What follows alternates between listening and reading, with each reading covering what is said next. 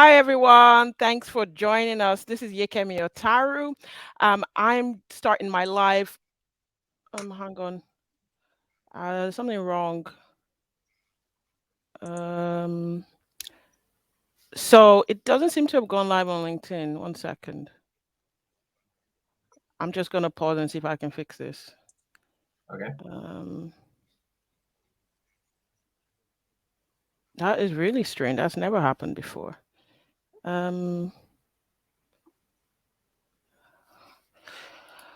Oh, man. Okay. That is not good. Should I put it in the chat Oh, so I I think can? it's live now. Just hang on. Okay. Now it's worked. Okay. Oh, that was awkward. Hi, everyone. I had a bit of a glitch. I wasn't sure if it was actually working on LinkedIn, so there's a bit of and ahhing, but it's now live, which I'm really excited about. We have a ton of people that were looking to join us today, so I'm looking forward to a great conversation with Jay Wasim, who is really, really cool. I met him, I think it was back in July or August last year when I was planning the Business Scotland event, and he got on there and he spoke about entrepreneurship and innovation, and he's doing some really cool stuff. He's doing stuff with Virgin, he's doing stuff with Scottish Edge. So we're going to go over to Jay to introduce himself and we'll get the conversation started. Hi, thanks for joining me. Hi, Yakimi. You can hear me fine? Yeah, it's loud and clear, thankfully. I freaked out a little bit there when it wasn't working. No, I think it's all fine now. Yeah. So yeah, I am at the moment an associate professor in strategy and enterprise at Heriot-Watt University in Edinburgh. I joined Heriot-Watt last month. Before that, I was at Robert Gordon University as lecturer in enterprise and innovation, and I think this is this was the time when we met.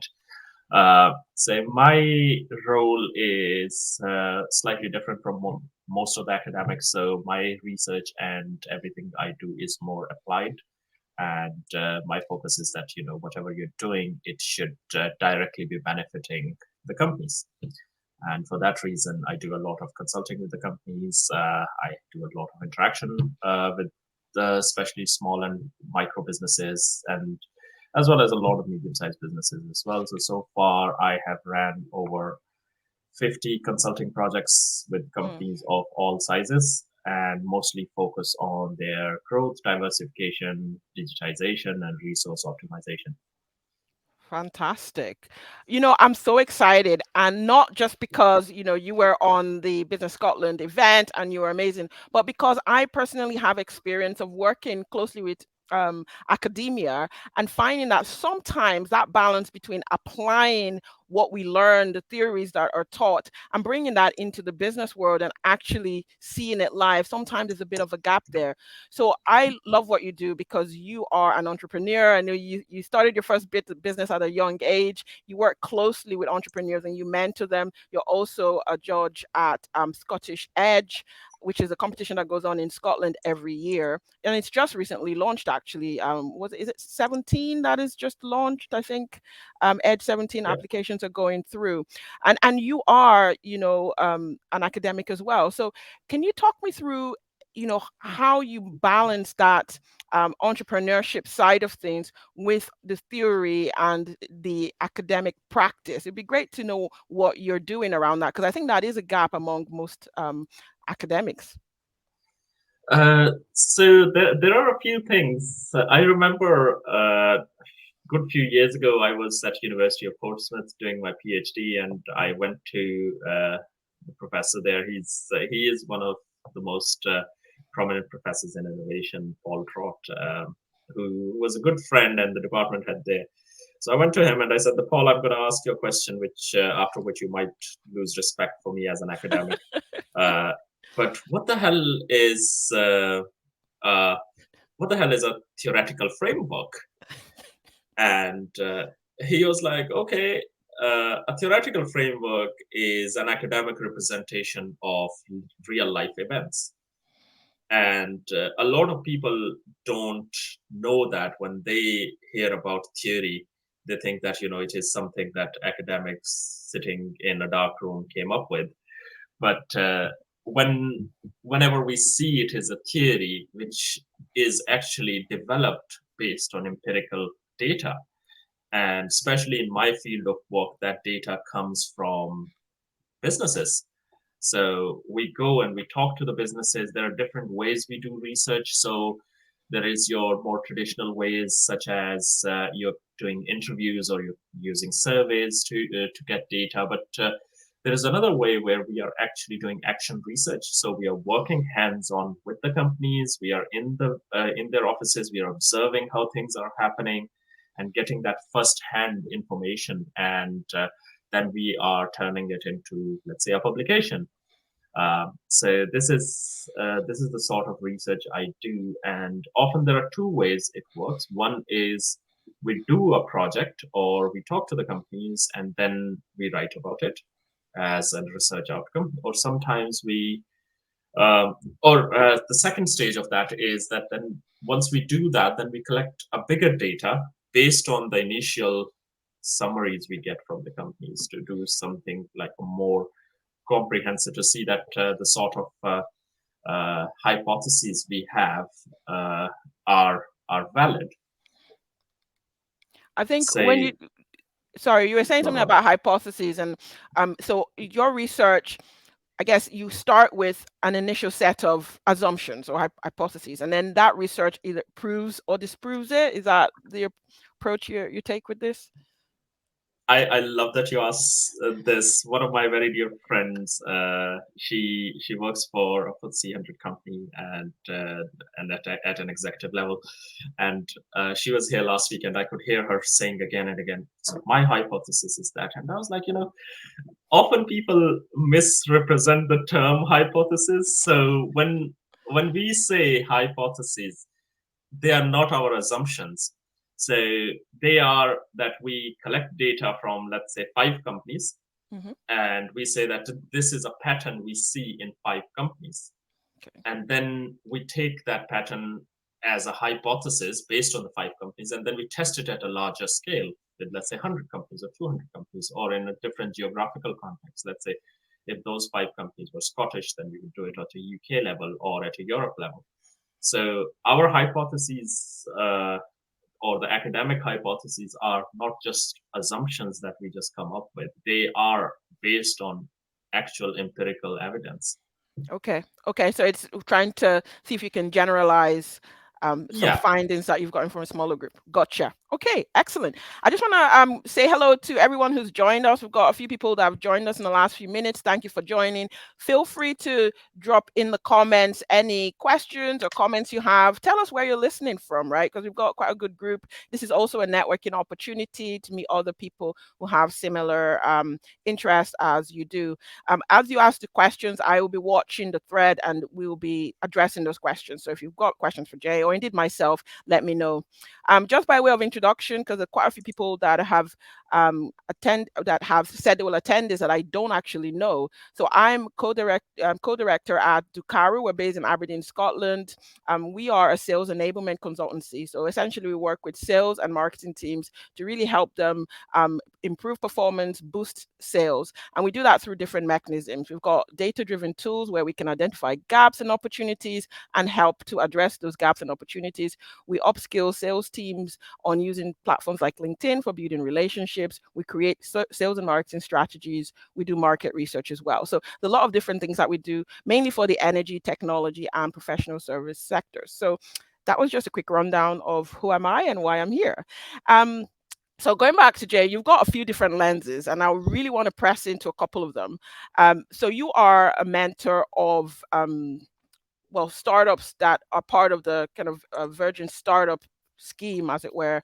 We actually got some support from Virgin Startup actually when we started Ducar in 2018. So I'm familiar with that model. So you've got that lens of mentoring where you're sitting with a startup founder, you're listening to their hopes and dreams. They've got maybe some innovation that they're looking to take forward. And then you've got that lens of being a judge of innovative companies as well, where you're looking for certain, I suppose, criteria, certain indications to decide whether they should basically get a pot of money or not. Can you talk us through some of the key, I guess, challenges and opportunities that you see through those different lenses as a mentor and as a judge that you're seeing in startup companies that are looking to innovate in Scotland? I think uh, there are a couple of things that can be said about that. One is a lot of companies, they often believe that they are not ready. So this is the most common problem that I see in through all the platforms. If I'm talking on consulting, if I'm talking through directly through companies, through Virgin or through Scottish Edge or whichever way, whichever platform you're looking at, is you see companies that have been sitting on this idea or developing this idea for 5 years or 10 years. So, without naming a company, there was one company that came to me. I was evaluating their proposition, and they've been around for over 3 years. They have raised over £400,000 from two different channels, and now they were asking for another 150. They had a rough product and they were just not launching it. They said that, oh no, it has to be perfect before we launch it. I said, well, no, that's wrong. And I think that what happens a lot of times is if it is an innovative idea, when you come up with that idea, it's like, it's a cliche term to say, but it's like your baby, and you want it to be perfect, you want it to be this, and you're very attached to that, and you believe that this is what customers want, but often that's not the case. So I think that I always say the best way is, or the best way to predict the market is, go to the market, launch your product, have your minimum viable product. It doesn't have to be a perfect, it has to be good enough, and talk to 20 companies and say, oh, we are testing this product, would you like to give us some feedback? So I think that is probably the biggest challenge. And the other challenge which I see, which probably is not through Scottish Edge or Virgin, because they are more focused on innovation and all this disruptiveness, which is, let's get real. Most of the people that are going to start a business, it's not going to be something very, very innovative. So this is something actually that stops people from starting up a business. They're like, oh, we're waiting for that idea. And I was like, not really. I always give this example, and I have that in my book as well, of Chinese takeaways. You know, there is nothing innovative about Chinese takeaways. You go up and down the UK, and it's exactly the same menu, and there would be three Chinese takeaway on the street, and they all would be doing pretty good. So you you have to find a balance of innovativeness and imitation, because Right. if you go completely innovative, then the chances of you failing is very high. Whereas if you go completely imitative, then there is nothing new about it. So you have to find a balance between the two. I think what you've hit on is really interesting. So, when I ask people about challenges to do with entrepreneurship and startups, normally I would hear things like, the product fails or something, things like that. But you hit on something really, really important. That feeling of not being ready and as my dad used to say, kind of like analysis paralysis, like you really kind of agonize over this product and you don't want to take it out into the marketplace. I've definitely been there, that you worry that it's not ready and you just labor over this thing for months and years. And so you're saying that, one of the challenges you see is people just not going out there into the market. And 100% of the time, unless you had a crystal ball and you knew exactly what you are dreaming up in your dark room in your study, is not actually exactly what the marketplace wants or needs. And so taking it out there sooner and getting that feedback so that you can then, you know take that feedback on, change it, innovate, means that you're actually creating a product that's likely to succeed. So is that almost like failing fast um type approach, where you quickly take it out into the marketplace and you quickly get that feedback so that you can make the changes that you need to make, and it's really an iterative process. The other point you made about innovation is also really interesting. I was on the board of Interface for 3 years. And one of the questions that I used to bring up quite a lot is, how are we actually defining innovation? Because we had a lot of innovative companies. But I think sometimes that word innovation, maybe I guess it's become a bit of a buzzword, to be honest, Jay, because it's when people hear innovation, they're expecting something grand, like robots and, advanced artificial intelligence. And it has to be something that nobody else has heard about and really novel. And I wonder sometimes whether innovation could be just, improving the process, improving something that's already existing, or maybe it's exactly what is existing, but you are delivering it in an innovative way. The way you deliver it, the way you serve your marketplace is a little bit different. Be great if you could touch on that quickly before we go on to some of the options available for companies looking to innovate. What you see innovation as, and some examples of innovation which maybe on the surface we wouldn't have said this is innovation, but actually they are. So if we are to define innovation, so innovation is basically conception, invention, and exploitation. And if you're taking any one of them out of it, then it's not really innovation. It's either a conception or it's an invention, but let's say you're not exploiting it. And then there are two different definitions within that. One is disruptive innovation, when a new product or a new service comes in and completely changes the market, destroys the market, or creates a new market. And then there is incremental innovation, which is exactly what you were saying, developing on something. And then the third thing is process innovation or product innovation. So you're either making your process efficient or you're making your product efficient. And in very simple terms, I think that anything new is innovation and how you do it. So if I knew about this question, I would show you. I have this travel mug that has a very small suction at the bottom. So when you put it on a table, it sticks to the table, and if you try to knock it, it won't be knocked down. Yeah. And clumsy people like me who would be, keep throwing coffee mugs on themselves, because as you can see, I move my hands a lot when I'm talking. So anyone So comes do in my I. office, they're talking to me. So, I would just knock a coffee cup on them. And so this is a great invention for someone like me, because you can't knock down that cup. But if you lift it straight up, it would come off. Uh, so it's literally just a suction at the bottom of a travel mug. So this can be a very good example of an incremental innovation. You saw that there were mugs and there were clumsy people like me, and they said that, what, this is a market, let's exploit it. So one of the exercises I do with the students or the businesses is, and I can see there are some of my former students in the call as well.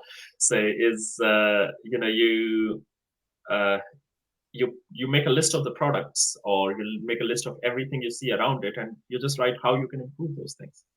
And this is the best way to come up with idea, as according to me. So please, if you have other ways, I'm not challenging that. I'm saying, according to me, this is the best way You're to come here up with for your ideas. ideas, Jay. That's why we're here. Yeah. We want to hear what you think. Perfect. Amazing. So yeah.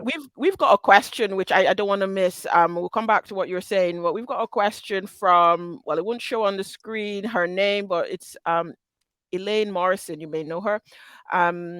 So it's more, I guess, what she's really interested in rather than a question. She's interested in how it creates change, how innovation creates change to economic performance, and she's really focused on the public sector.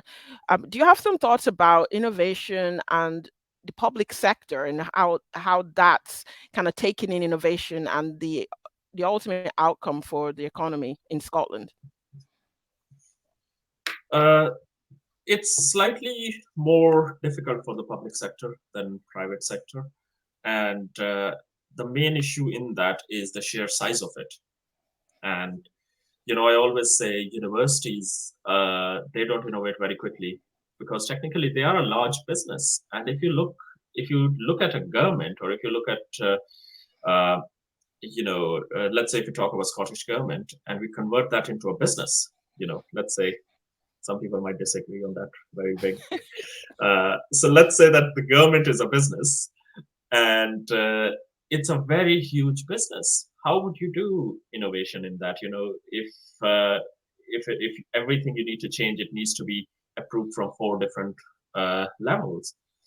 I think that decentralization of organizations sometimes is helpful, and not everything needs to be approved through central government on things. One example can be that. So I'm doing a project at the moment. It is already out, so it's not a proprietary information at the moment.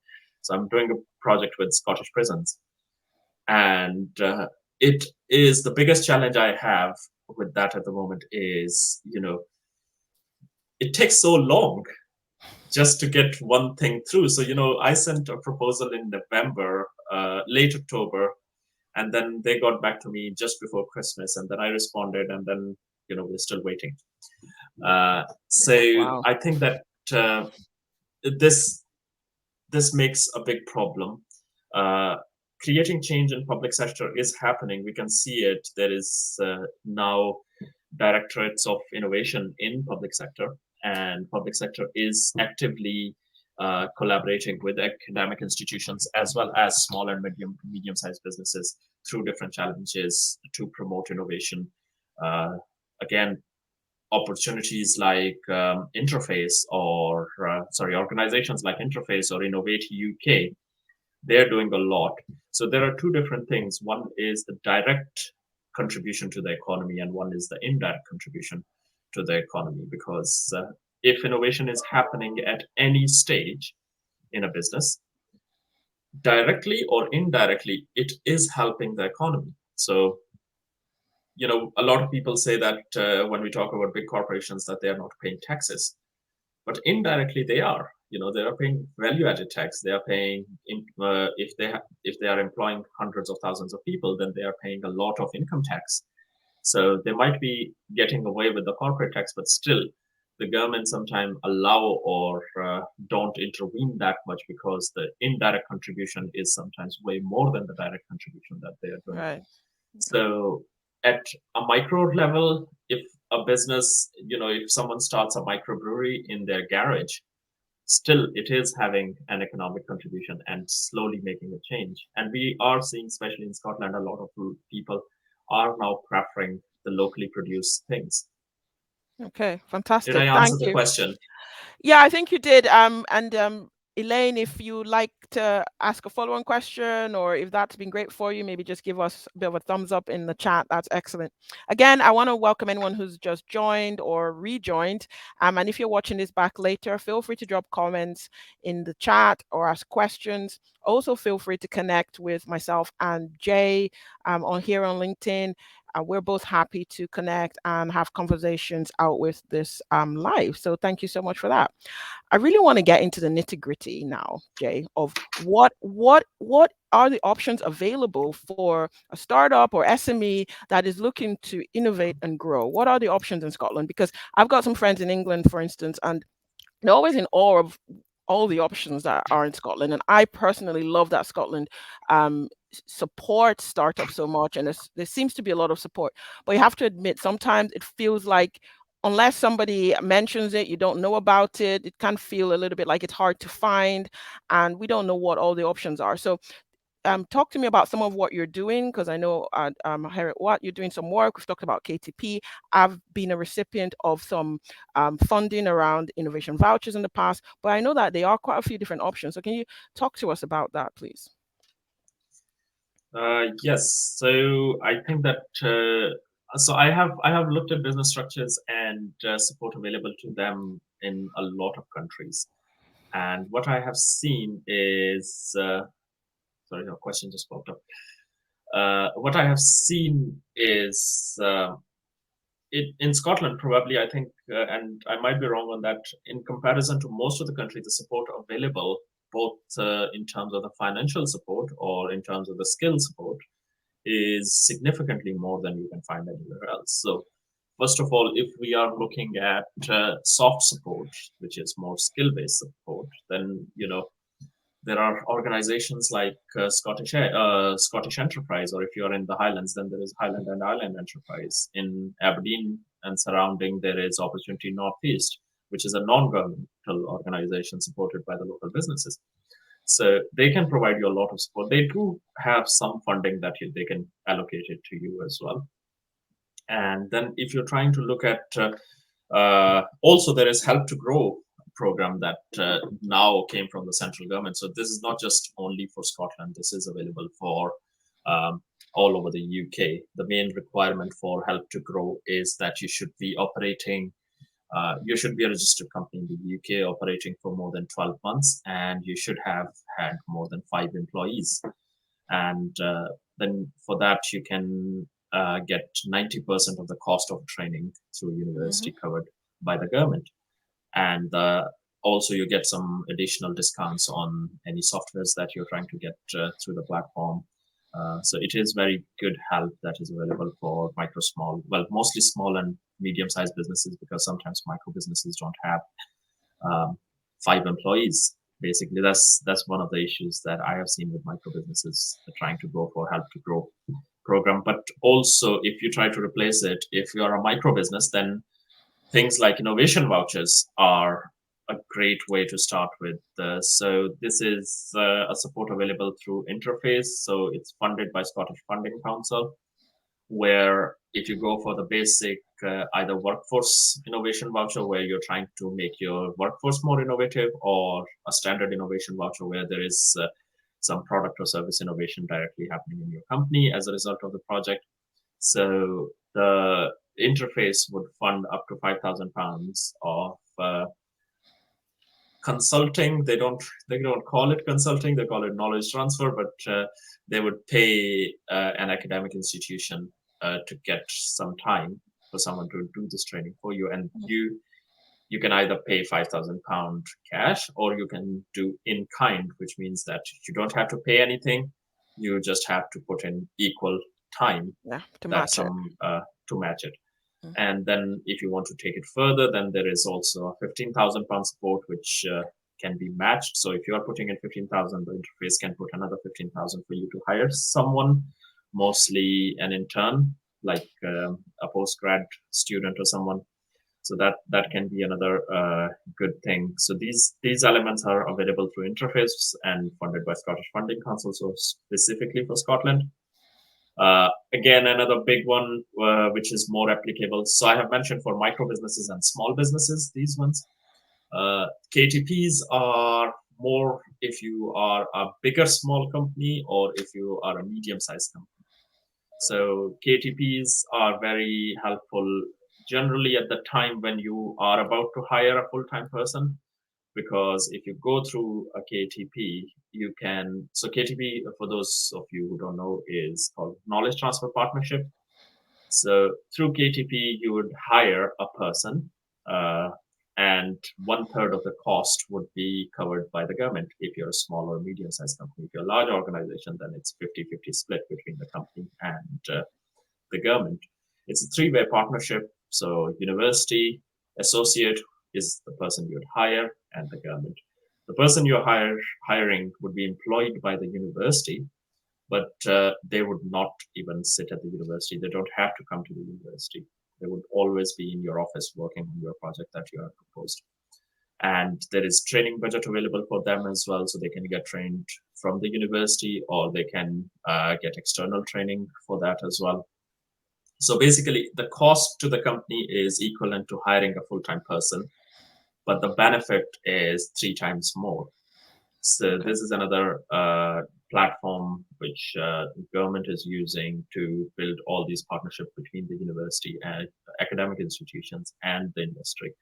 Because again, going back to the point, a lot of people, they see a clear divide between academic institutions and the industry, whereas I don't think that the divide is that big. So the knowledge we have, it is again the applied knowledge. So we are taking we are generating that knowledge from the companies and then feeding it back to the companies. So as I said, that being an academic, I have done over 50 consulting projects with the companies. So I could have been a management consultant and do that, but then I would have to come out of academia, which I don't want to. Yeah, you love both. No, it's great. I think that knowledge going back and forth, going to industry, doing those projects, bringing that knowledge back into academia, again, doing work in academia and then taking that back to the industry is highly valuable, Jay. So thank you for all the work that you do. We've got quite a few comments and questions. I'm gonna address a couple of questions now just so that we do not forget. The first one, which I think you spotted already, Jay, from Arun. So Arun is asking, how is innovation in Scotland different from that in England or the UK as a whole? Thoughts? It's a tricky one to say. So I would say one thing is innovation itself, and the other thing is the support available to promote innovation. If you say that the support available to promote innovation, then as I was mentioning, there is more financial and soft skill support that is available to businesses in Scotland in comparison to England. If you're talking about if Scotland is more innovative than England, the answer is I don't know. I don't want to say one way or the other. And I would give you a reason for that. I can give you an answer for that. The answer is probably you can say no. Scotland is not more innovative than England. The reason for that is England is bigger, in terms of the population, in terms of the businesses coming out. So Scottish population is closer to the population of London, just London. And, so when you compare that with number of products, if you're trying to look at it from a perspective of total number of products, innovative products coming out, then probably not. But also if you try to look at per capita, or if you're trying to look at the most prominent innovations that are coming out, so the commercialization through the academic institutions is quite high in Scotland. So there are a lot of things that a lot of people probably don't know. Things like Skyscanner was started from Scotland. A few other, if I talk about soft innovation in a way, 2-for-1 cinema tickets. This was an RGU alumni. Now he's based off the incubator in Edinburgh, I think, and also one of the leading transcription service that big TV channels are using.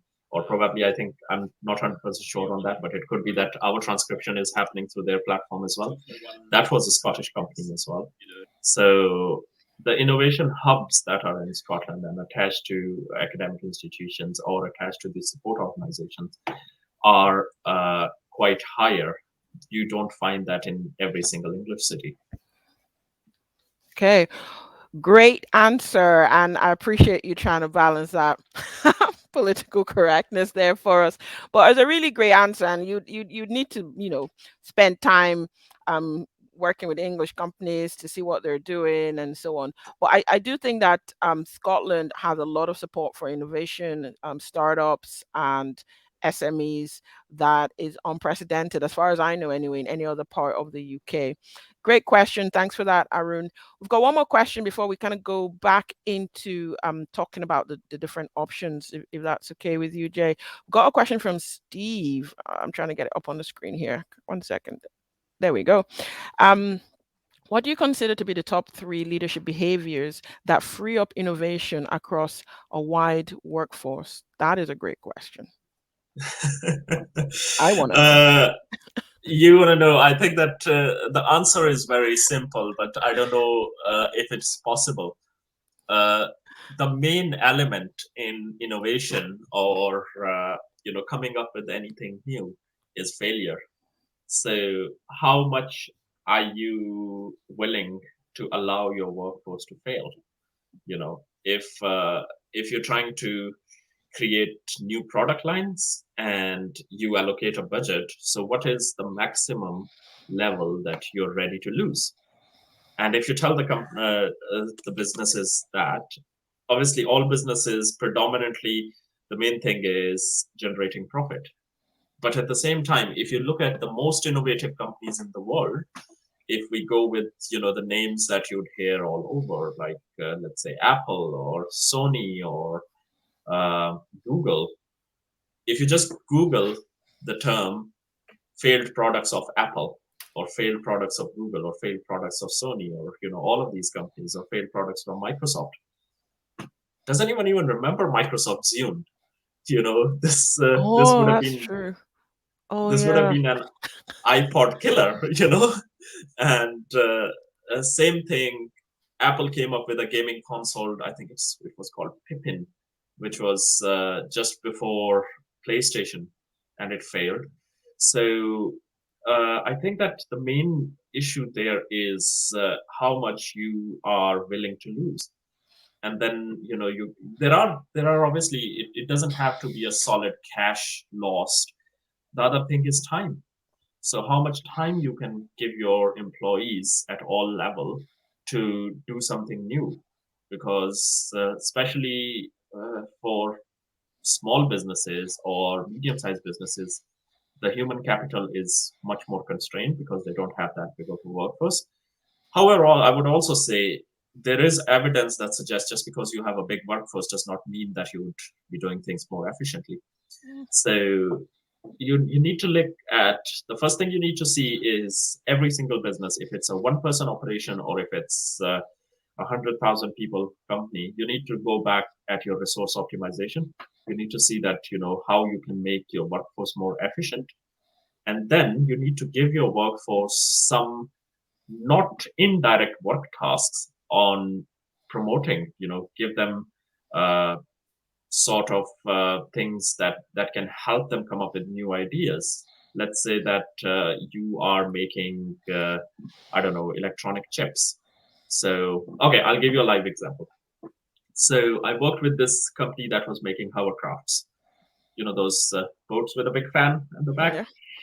and their biggest client was the governments all over the world. So they were supplying hovercrafts to Coast Guard and Navy to, I think, 52 countries. And it was a very good medium-sized company down in South Coast.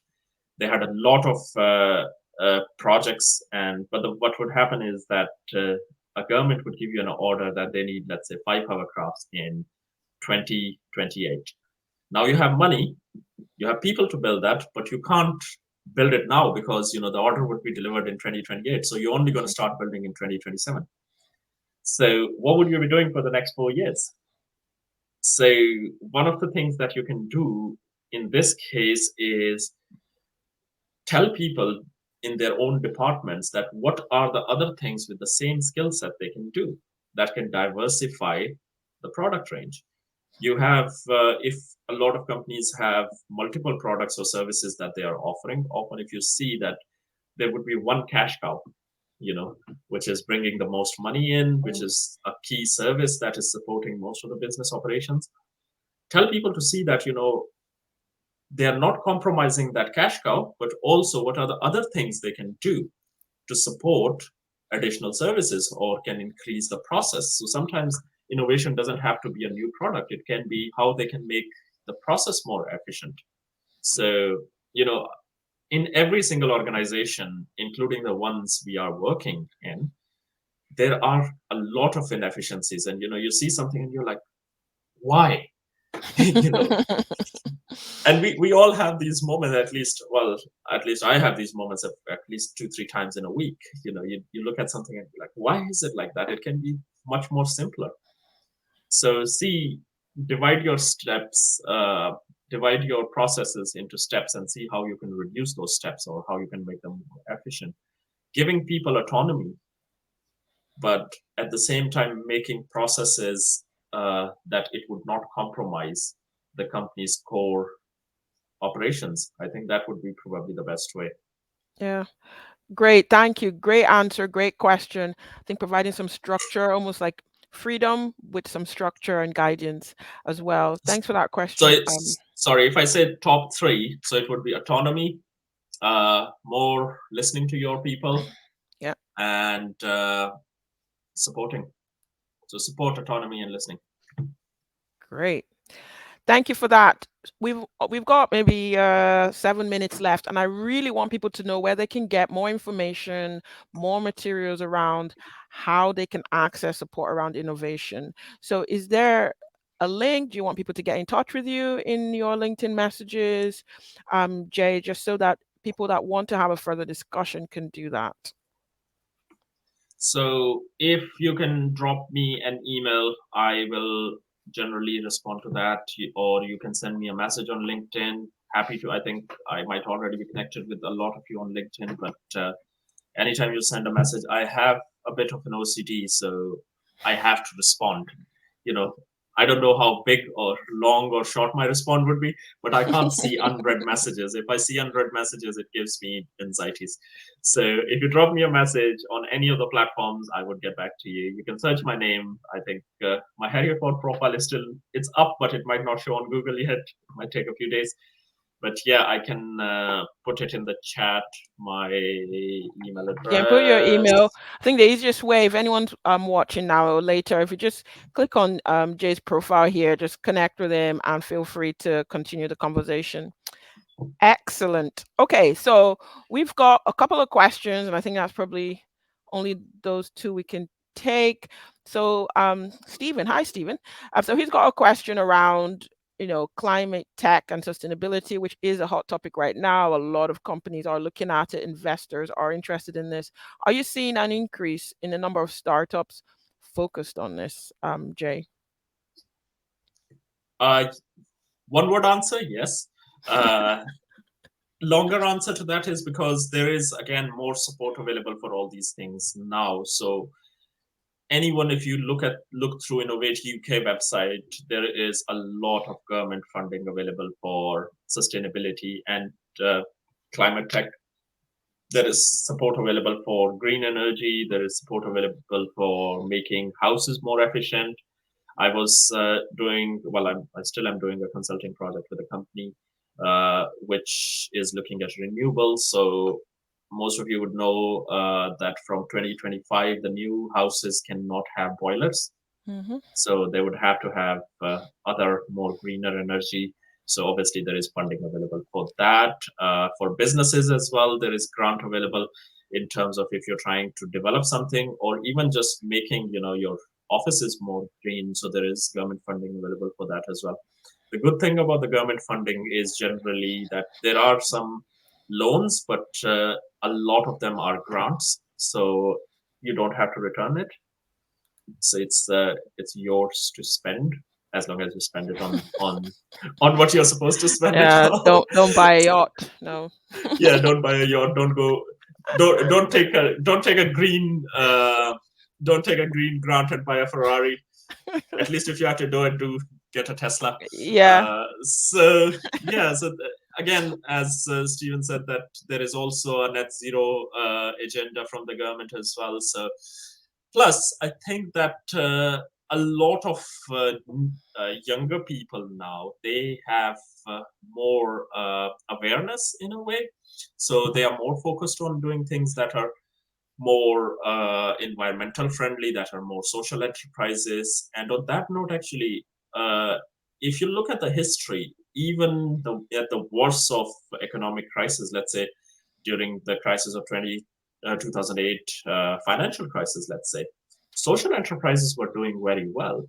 So no Mm. matter which industry they were in, while all the other businesses are doing bad, social enterprises were doing quite well. So this is another thing that people can see, that if you're returning something back to the society now, more and more people are aware, more and more people want to buy things that are more eco-friendly, that are giving back to the Giving society. back. So yes, that's the long answer to that.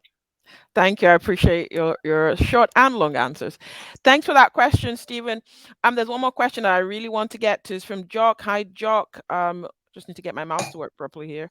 So that I can change the question on the screen. Oh, come on. There we go. So he's asking about if there's any assistance for the neurodiverse. What's going on in that area at the moment? Uh, uh, Let me get it clear. So, do you mean that people that have, let's say, ADHD or It'll be along those disability. lines. And Jock, if you're listening, feel free to expand on your answer in the chat. But yes, it'll be people who are neurodiverse. They might have, I don't know, might be on the spectrum or Yeah, things like that. But obviously innovating and very much in the entrepreneurship community. yeah.